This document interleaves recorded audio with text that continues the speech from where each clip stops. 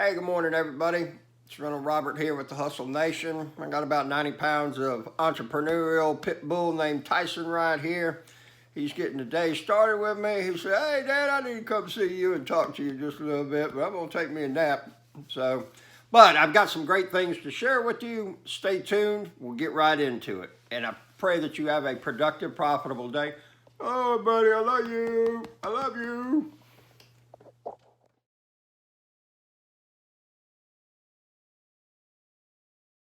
Today is a pretty special day for me.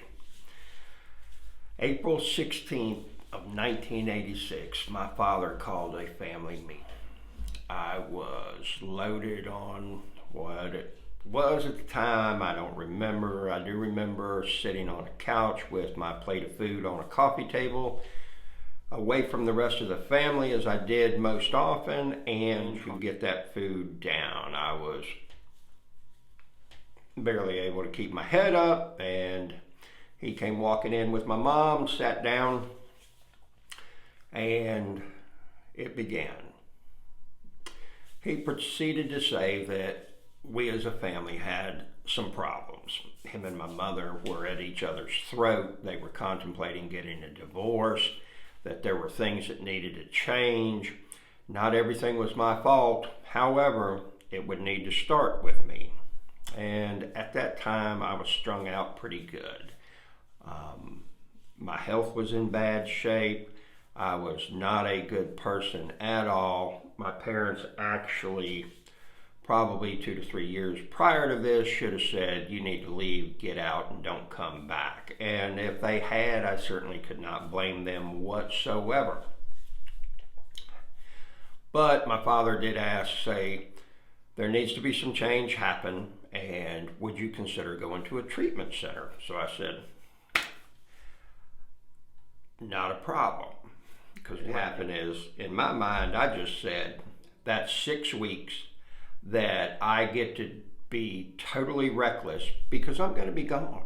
And I'm not going to have to face any consequences for what I do. So I was like pouring gas on the fire. And they said, well, okay, it's going to be probably 4 to 6 weeks before we can find you a place.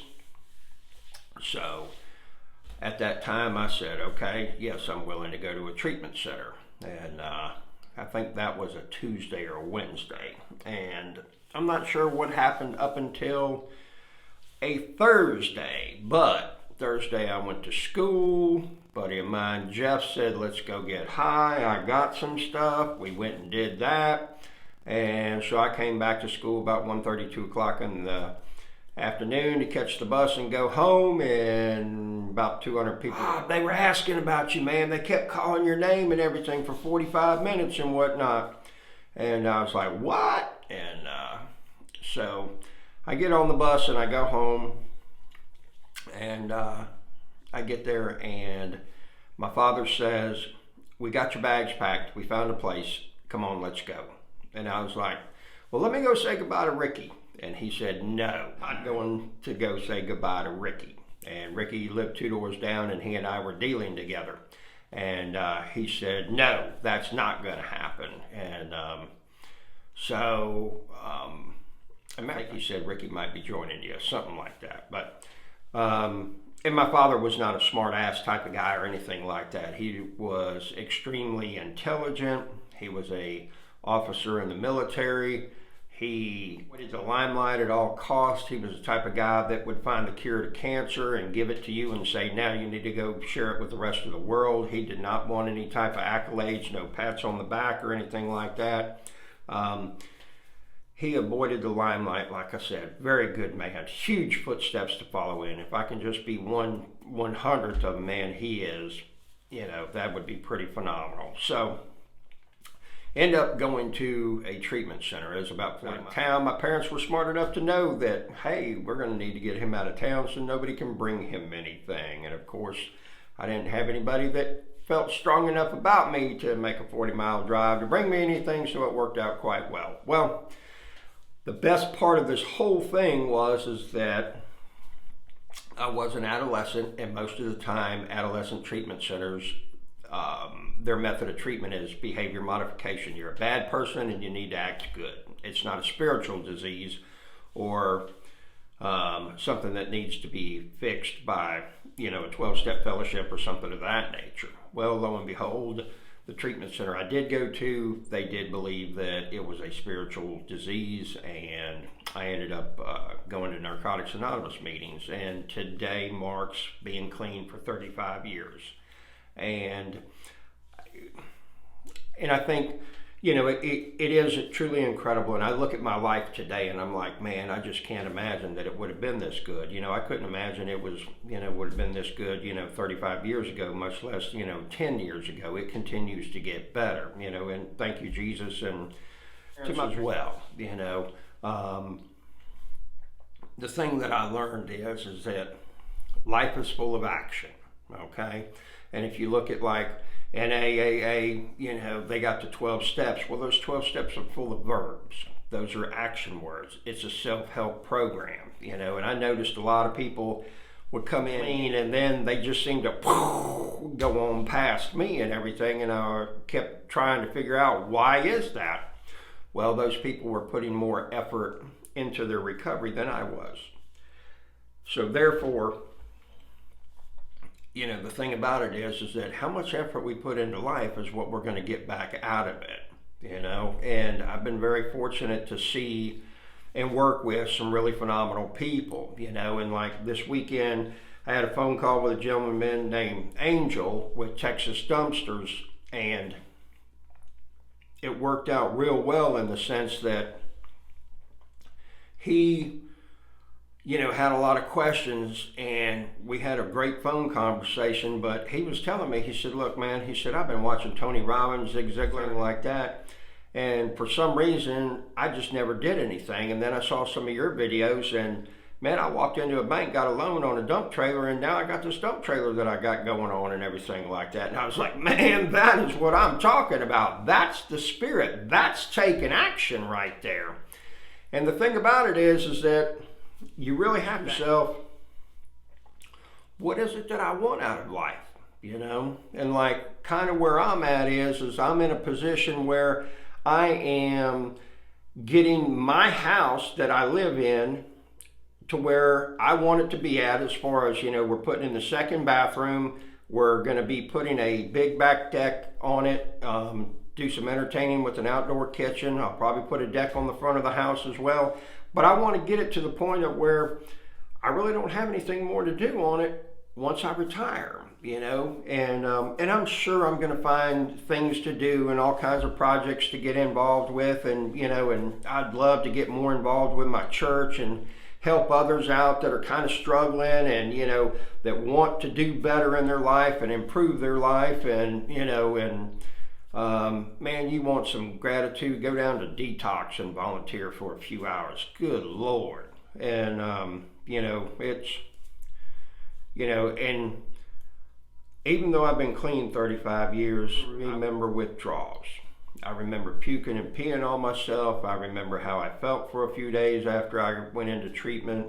It is not fun, and I don't want to do that ever again. And I'll never forget this tech telling me, this black lady, she said, baby, that's the last time you ever got it. It's your choice. And I wanted to smack her. And but she was totally correct. It was my choice. At that point, once I had broke that pattern of daily using, now it was a choice. And there are a lot of days that I would still like to get loaded. I'd love to be able to have a cool Budweiser. I tell you what, and probably 22 years ago, I quit smoking. I was a 3-pack a day smoker. And I'm here to tell you, there is nothing better than half a pack of Marlboros and some strong black coffee in the morning. Once you do that, you're like, hello world! And but I always know that it's not that one cigarette that gets me, it's that 20,000 after that first one that's going to get me, And if I could smoke and drink coffee in the morning and quit 9 a.m. every morning, I would. But it ain't going to happen like that. And so, And I'm not saying all this in a moral aspect for anybody to check themselves, you know, and if you got a drug problem and you want to quit but don't know how, please reach out to me. You know, my email's in the description and everything like that. I'll be more than happy to give you a hand or help you or try to put you in touch with somebody somewhere. But the thing is having to do with, you know, my recovery is action oriented. I have to do things on a daily basis to remain vigilant with my recovery so that not only can I grow as a person, but I can also keep what I have, you know. Part of that is by me back, you know, and letting other people and telling other people, hey, this is what I've had to do. This is what has worked for me, you know. You know, I got a really great sponsor that I'm still in touch with. And, you know, God has placed a lot of wonderful people in my life. And so I just like to say thanks, God. You know, this is one person that, you know, people say, man, how are you doing? And my response is always, I'm getting more than I deserve. And that's the truth, you know.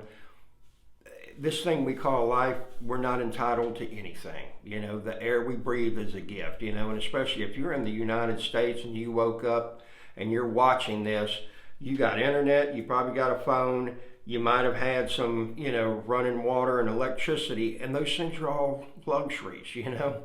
I mean, it's like, I don't know what the last figure was, but 70% of the world does not have, you know, running clean water. The number one killer of children in Africa from the age of 5 and younger is from diarrhea because of polluted or nasty drinking water. You know, and that's sad. You and I just take it for granted. We go in there, we turn the faucet on, we got kitchen sink, we got bathroom sink, got another bathroom sink, got shower, got another shower, got bathtub, you know, 3-4 spigots around the house and everything like that. We take that stuff for granted, you know, and then we get all wrapped up. Oh, I need this newer car, and I need this, and I need that, and everything like that, and, you know, it's easy to forget how good we really have. I hope you have a wonderful day. Hope you're productive and profitable, and you find out who's got your money. And thanks for watching.